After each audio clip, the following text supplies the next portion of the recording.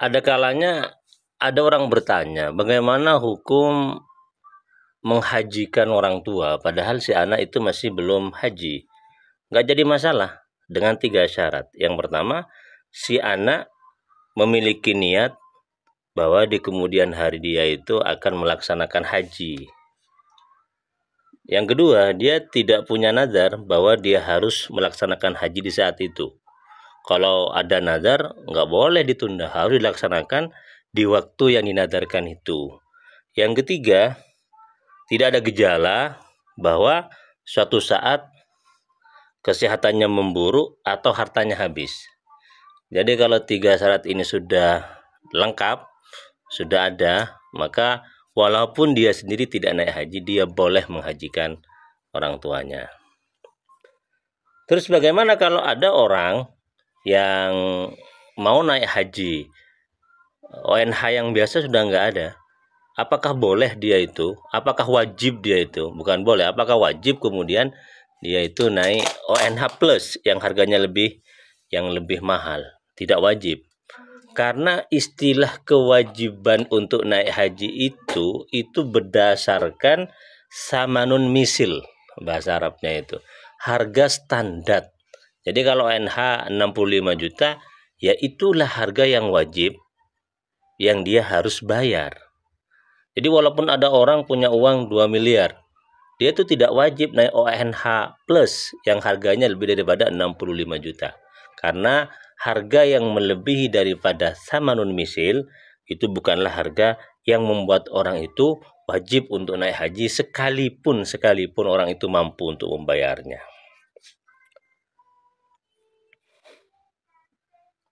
Lebih dulu mana? Menikah atau naik haji? Tergantung. Bahasa ulama, jika tidak ada indikasi khaufal anat, ya, melaksanakan terjadinya sesuatu yang keji, misalnya zina, maka haji didahulukan. Tapi kalau ada khauful anat, ya, atau khauful fiski wal fujur, kalau nggak nikah dia bisa melaksanakan atau bisa melakukan hal-hal yang buruk, ya nikah dulu, hajinya belakangan. Di kalangan masyarakat juga ada tradisi di mana orang yang baru datang dari umroh atau naik haji itu kan cepika-cepiki, kayak ciuman ala Arab gitu. Itu sebenarnya ada nggak sih dasar hukumnya? Ada. Ulama itu mengkategorikan bahwasanya mu'anaqah dan takbil. Mu'anaqah itu memeluk, takbil itu mencium pipi, mencium kepala. Itu sebenarnya asal muasalnya itu makruh. Kecuali disunahkan bagi apa? Bagi musafir dan juga bagi ad-duyuf, tamu yang datang dari jauh. Tamu dan orang musafir yang baru datang dari perjalanan jauh itu disunahkan kita itu untuk memeluknya atau menciumnya dengan syarat orang yang kita peluk itu, orang yang kita cium itu bukan ajnabi, bukan orang bukan mahram, bukan ajnabi, ya. Kalau mahram nggak jadi masalah. Kalau non mahram nggak boleh, kecuali ada hail. Hail itu pemisah yang bisa menyentuhkan antar kulit kita dengan kulit orang tersebut. Yang kedua syaratnya tidak menimbulkan syahwat. Ada hail, ada penghalang, tapi kalau kita kemudian memeluk orang itu, mencium orang itu, kemudian timbul syahwat, hukumnya haram, wajib ditinggalkan. Jadi sekali lagi, mencium orang yang baru datang dari umroh atau dari haji, cepika-cepiki ala orang Arab itu hukumnya sunnah. Yang kelima, tentang fenomena orang yang mencium hajar aswad, isdihaman, berdesak-desakan.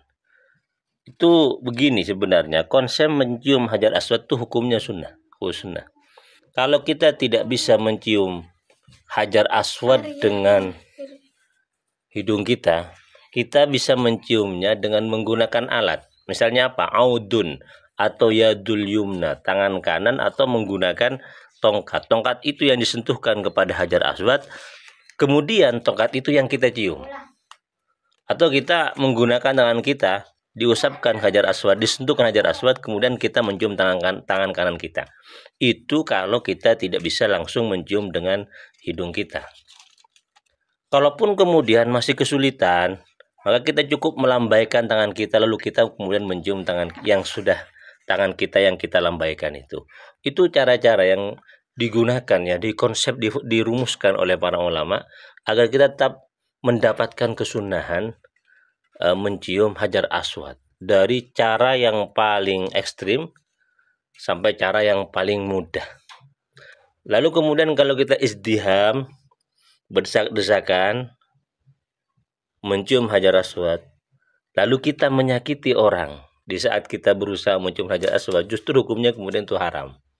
Kita hendak melaksanakan hal yang sunnah, yaitu mencium Hajar Aswad, tapi caranya dengan menyakiti orang lain yang hukumnya haram, maka itu kemudian tidak imbang antara pahala yang kita dapatkan karena mencium Hajar Aswad dengan dosa yang kita dapatkan karena sudah menyakiti orang lain.